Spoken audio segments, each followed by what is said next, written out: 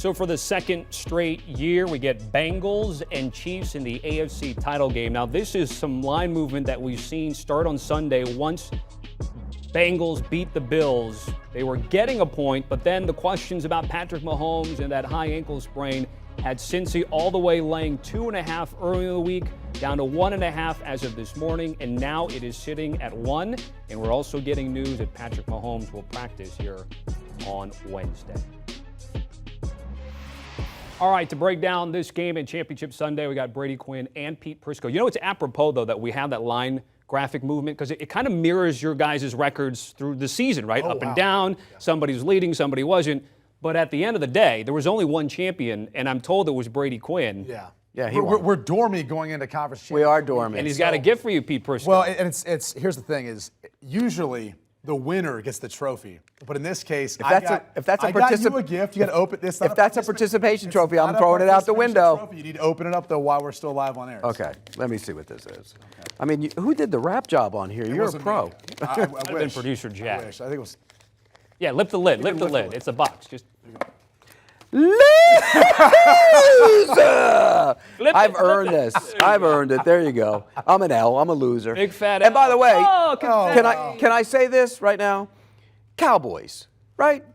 Straight up, you said don't need the points. Well, if Dak Prescott shows up, I don't need the points, and I win, and I'm tied with you. You wouldn't be tied. One down, maybe? Been, I think. No, because that was the best bet. We actually have the numbers here. Like I mentioned, it was close, up and down, kind of like the Bengals and Chiefs line movement there. Okay, so that would have been a 2-point differential, so I would have had 151, and you would have had 153. So it would have been here. This is for the best bets.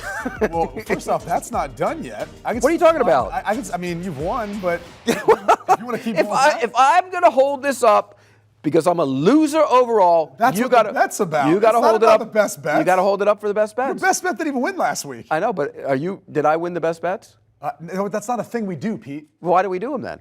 That's Jack. He started doing them this year. We didn't do that last year. Okay. Probably if you guys were tied, best bets could be a tiebreaker. How many are you ahead now? How many are you ahead now, by the way? Too many for you. If I add over-unders like you do, maybe I can get a couple wins in you here. Actually should go back and look this up. Maybe I did better than you think. But you're dorming going into it. So it was a great season. It's been a lot of fun. We can now. Do we have the same picks this week too? I haven't looked at it. We actually don't. We actually differ on one. Okay. So. Before we get to your guys' picks on this game, and again, the line is fluctuating. Patrick Mahomes expected to practice. Andy Reid saying today, quote, by the way, I'm going to make this a pendant and walk around with it. You know what? Put a chain on it? Yeah, the loser. Yeah, I will. But the loser. The loser chain. Andy Reid, quote, he did the walkthrough this morning. He'll practice this afternoon. We do have it here. Let's listen in. Is there one or maybe two things you want to see from him today in practice just to ensure that you guys are headed in the right direction? Well, just how he functions. He did well in the walkthrough, and we'll just take the next step, Nate. I mean, just see where he's at with it and go with it. Yeah. Brady, I'll start with you. Your reaction to the news. I mean, Pete's reaction is always priceless. So I'm dying laughing. I mean, look, it's a walkthrough. Like, what do you expect? Okay? I mean, at this point in time in the season, there's not much practicing you're doing anyway, Pete. I mean, for all of the guys. You're playing 17 regular season games, and even though obviously they're the number one seed, so they had to bye in the first round, you're still trying to get everyone's bodies back and ready to go for this game. So practice is even light. I mean, even if he wasn't to miss practice, to me, there's no concern about whether or not he's playing in this game. It's just about what percentage he'll be or how close he'll be to 100% and how mobile he'll be. So, look, I'm not one who's paid attention to what's happening this week with practice. I know he's never played a game without practicing all that before in the NFL. Look, he'll be playing in this game. We know that. How effective he'll be, that's what we have to wait and see in the game. Can I get one prediction to get even? He's playing. Will you give me that? If he plays, will I give you? I just said it. Please, I need help here. Look, he's playing. There's no way Patrick Mahomes isn't playing. And like you said, though, the question becomes mobility because it's such a big part of who he is as a quarterback. Off schedule, getting outside the pocket, making plays when he does get away from pressure. If he can't do that, that changes the whole dynamic of who he is as a quarterback. Because he's not one of those guys that stands back there and goes through all the progressions. Not that he can't, it's just not who he is. it'll be challenged if that's the case. And I think if you comb through this entire year, I think you saw less of that as far as the big plays, the splash plays where Tyreek Hill would uncover at the end and Patrick Mahomes would find him. I don't know that you could consistently say they had that this year within their offense. They had guys at times step up. You know, Marquez Valdez-Scantling and Juju Smith-Schuster would find a way of getting open, and obviously Travis Kelce. But again, it just had a different feel for the offense this year. So I think the two biggest keys are, what does that mobility look like? How well can the offensive line protect him? Like last week, I thought they did a great job once he did come back in the game after being banged up. And can anyone stop Travis Kelce? I mean, newsflash, my goodness. No. How is Jacksonville? Actually, Cincinnati's done a decent job on him in their game. They have. I mean, they've limited him to some degree, but that's one where I just kept looking back last week going, how do you let that happen? By the way, last week, Jacksonville blitzed Mahomes, pressured him more before he got hurt than after he got hurt, which is incredible. The Bengals won't do that. They're going to come after him. Yeah.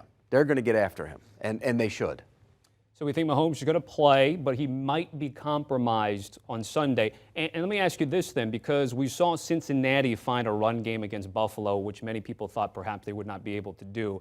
Pacheco, McKinnon, can we find a more of a running game for Kansas City if Mahomes is compromised here? I mean, they're going to have to, I think, to have some balance and to take some pressure off of, Mahomes. He's not going to be able to move around and get outside the pocket like they'd like to do. I mean, it's hard to predict that, though. Andy Reid's the type of guy where just when you think you know what he's going to do, he does something else and he throws a curveball in there. So maybe they come out and they get the ball out of his hand quick. They kind of spread things out, more empty formations. It's more screens. It's more quick throws to the perimeter, and that's how they work it in, and they mix in the run to help out. But either way, they can't change their identity at this point in time in the season. Patrick Mahomes throwing the football is still your best chance of beating the Cincinnati Bengals because this game could be a shootout, and if it is, again, it still comes back to Mahomes throwing the football. And again, last week when you looked at Buffalo, they basically dared Buffalo to run the ball, and they didn't. And I think you're going to see them probably dare the Chiefs to run the football, and that's been an issue. And in normal games, when Patrick Mahomes can be 100%, if the Chiefs are running the football, I think you've won that matchup because that's an advantage for your defense. But in this game, it might not be. We'll see how he is. To your point, when Cincinnati gets the ball, they drive right down the field and score a touchdown. You sit there and say, all right, how's Buffalo going to respond to this? They didn't. They punted. And that's the sort of game that I don't think Kansas City can get into with Cincinnati because, Cincinnati's going to be able to – they're going to come after them at times, but they're also going to drop 8 and only rush 3. And they're going to try to play some coverage and make Patrick Mahomes and the Chiefs earn it the long, hard way. We've seen that be effective and slow down the Chiefs' offense. And so if they get in a shootout with Cincinnati – look out, because Cincinnati can go blow for blow with you, and we saw that played out versus the Buffalo Bills. Yeah, I think you got to be true to who you are, though. And like you said, they're not a running team, so don't just try to become a run team because your quarterback is immobile. Do things like get the ball to the perimeter, quick throws. The interesting thing about that, though, is you wouldn't have said that about Cincinnati either, and they opened up the game, and that offensive line we had concerns about, they just said, no, we're just going to play smash mouth. We're going to be the more physical team at the line of scrimmage. When I'm sitting here saying it, everyone else was talking about it. That was going to be their weakness, and they didn't allow that to be the case. They were offensive in nature. They took the fight to that Buffalo Bills defensive front, and Joe Mixon was phenomenal to start that game, really setting the tone. I do wonder if that's going to be how the Bengals want to handle this going up against Chris Jones and Frank Clark, guys who I think personnel-wise, Chris Jones is the best interior defensive tackle next to Aaron Donald or after Aaron Donald. And that mismatch is going to be there. You can't get behind the sticks. I think you got to take the fight to him and run the football, too, a little bit for Cincinnati. One quick thing about the Bengals run game last week. They changed the way they ran the ball, which was different. They used their tackle and moved their tackle. They got Adeniji out in space and pulled him a bunch. Pin and pull, yeah. Yeah, so I think they changed a little bit what they do, and I think it's surprised. And plus, the Bills aren't great against the run anyway. They never are. You guys both like the Bengals. You liked it at 2. You probably like it even better at 1. You guys both also like the over. Pete, I'll start with you, backing Cincinnati here in the championship game. Yeah, I just think when you look at the way Burrow is playing, I think he's playing at such a high level.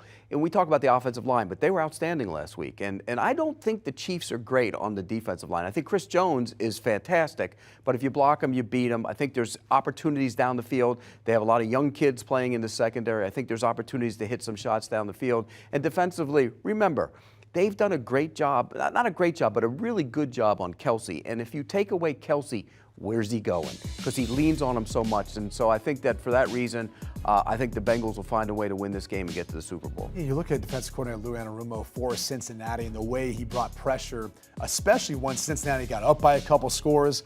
And then it was like Josh Allen and the Bills had no idea where it was coming from. They were getting free shots, and it was Mike Hilton off the edge and slipping in different safeties and their players off of the edge to find ways of getting some hits on them.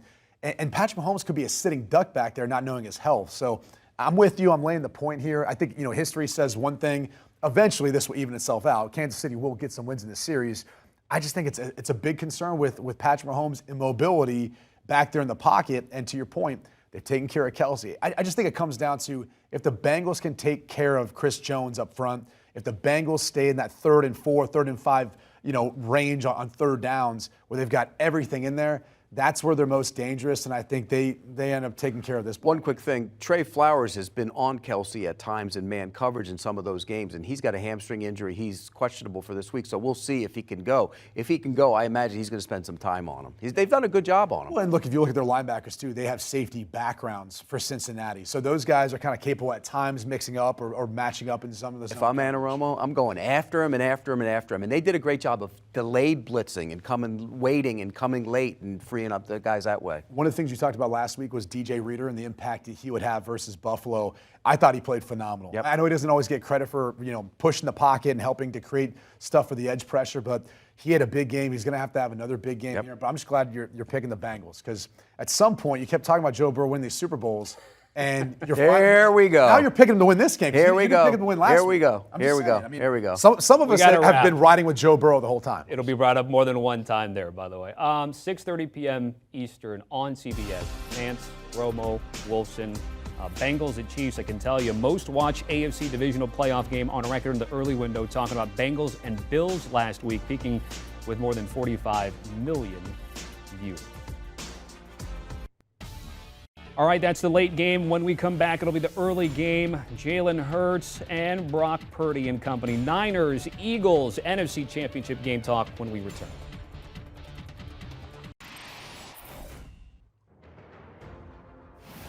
The NFC title game precedes the AFC. Taking a look at 49ers and Eagles, top 2 seeds in the conference. And this, from a Vegas perspective, has stayed pretty steady, unlike Bengals and Chiefs. Eagles laying 2.5, but there was some thought that coming into the divisional round that if we saw 49ers and Eagles, San Francisco might actually have been favored by maybe a point or 1.5. That's not the case. NFC Championship game seeing a total of 46 at Caesars Sportsbook. All right, let's tackle this game. Tommy Tran, Brady Quinn, and Pete Prisco. So we get the top 2 teams in the conference. And before we get to your selections, guys, what were your big takeaways in terms of finally getting to this matchup? Because whether it was going to be Eagles versus Cowboys or Eagles versus Niners, this is kind of what you wanted to see at the top. Yeah, look, you've got the hottest team right now in the NFC in the San Francisco 49ers, and you've got the best team, if you look at their body of work, the Philadelphia Eagles, probably one of the most talented right next to San Francisco. So whether you're talking about roster construction or the season as a whole and how these two teams got here, these are the 2 best in my opinion. So I'm glad to see them squaring off. Pete, I think it's going to be a tight game. I think it's going to be a close matchup between the 2. I know each team's probably got some concerns as they're going into this, but it should be one heck of a matchup. It's a little old school when you look at the way the league is going with all the quarterbacks and wide open and everything else. You have 2 teams that ideally their offense is predicated on running the football, and you have 2 defensive lines that get after it in a big way.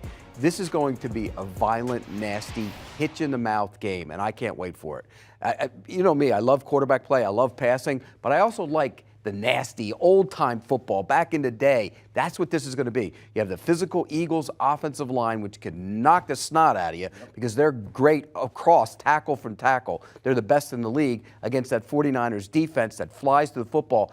And they play like they have 12 men on the field. So you better block the 12th man because he's always around. No matter what, he finds a way to make a tackle, and they hit you and they put you on the ground. And on the other side, the Eagles had 70 sacks. I know. That's going to be 70. 70. And 4 guys had double digits. Think about that. 4. They can come at you in waves, and they will get after the quarterback, and that means Brock Purdy could be in for a long afternoon. I thought there was 2 questions going into last week's round of games. The one was Brock Purdy, how he'd handle that. And I thought he managed the game well. He didn't make the back-breaking mistake that Dak Prescott did in a few instances.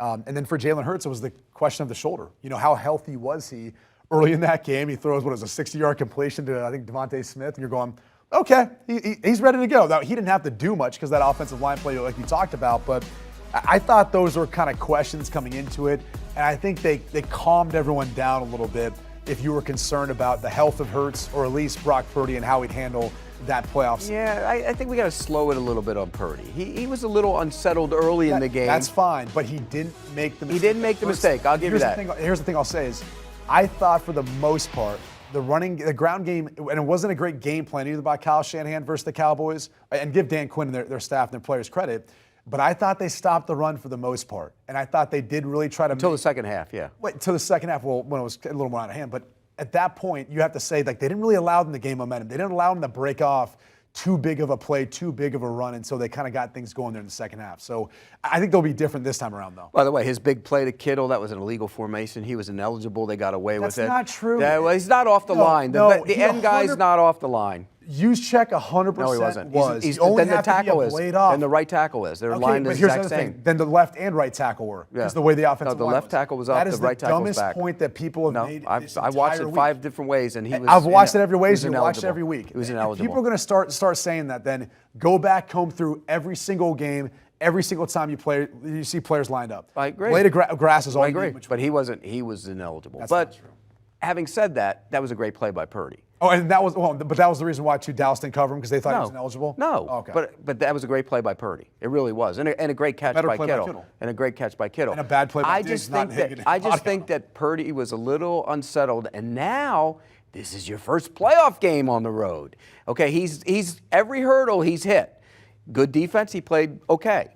Now you're on the road against a pass rush that gets after the quarterback, and I think that could be a problem for Brock Purdy. It could be a problem if the Eagles can stop the run. And that's where I think there's going to be success for San Francisco. I think this is a different challenge. If you go back, we talked about it before the game. Dan Quinn knew a lot of the schematical things that Kyle Shanahan wants to do. They coached together back in Atlanta. And I think that played out throughout the course of the game with the way the Cowboys stopped that rushing attack. I don't think we're going to see the same thing from the Philadelphia Eagles. We talked about it throughout the year. Halfway through the year, they were really struggling to stop the run. What'd they do? They bring in Linval Joseph. They bring in Ndamukong Suh. They're improved to a degree. Jordan Davis is back. Jordan Davis is back. He's going to help that as well. I think this is going to be different, though. I think they're going to attack the edges with McCaffrey and Elijah Mitchell and Deebo Samuel. They're going to find some bigger holes, some bigger gains too. I don't think it's going to look like what we saw last week. See, I disagree. I think you get up the field and get those. They have guys that can get on the edges. That's fine, and they'll slip right in through the C gap, right outside the D gap. They'll manipulate those edges. I get it. Run a lot of pin and pull. I'm telling you what you're going to see. I told you last week. You didn't believe me because you picked the Cowboys and were so adamant about it. Well, I mean, I picked the Cowboys based on their defense playing well, and the defense played well. Who knew Dak Prescott was going to turn into a lemon overnight? Some of us didn't have much faith in that. You picked them because you thought the Niners would move the football. You didn't think Dak Prescott would play like that. Football. They just kicked a lot of field goals. They didn't do a lot. I think when you look at it, the concern is Purdy. Can he do what he's done? Because at some point, don't you have to go, you are what you are? Or is he the next Tom Brady? I mean, you're somewhere in between. You either pick last, you're going to be a starting quarterback and be a darn good one, or you become who you are, which is the last guy picked in the draft. Do you think you know who he is? No, I don't. We might know more on Sunday, I can tell you that. If he goes and beats the Eagles in the championship game, then he's their starting quarterback next year, guaranteed. If he goes and plays poorly and is 12 for 25 with 2 picks, then you have major questions about him. This all hinders on the defense for San Francisco. If they can keep this a tight game, a lower scoring game, by the way, I still think it hits the over. I think this over-under is way too low considering both teams can score. I agree. But if the San Francisco 49ers defense can keep this a lower scoring game like we saw last week, I think the 49ers will be able to run the football. They'll be able to hang around in this one regardless and not put too much on Purdy's plate. All right. If you couldn't guess already, he's on Philly. He's on San Francisco. Both of you guys like the over. Guys, certainly appreciate it. Our thanks to Pete Prisco and Brady Quinn. Guys at the Inside the NFL crew, James Brown and Company. New episodes every Tuesday. You can catch it exclusively on Paramount+. Do you want a sports network that delivers everything that matters about the game? The highlights, the picks, the instant analysis, no yelling, no fake debates, no politics. Hit the subscribe button and never miss a moment.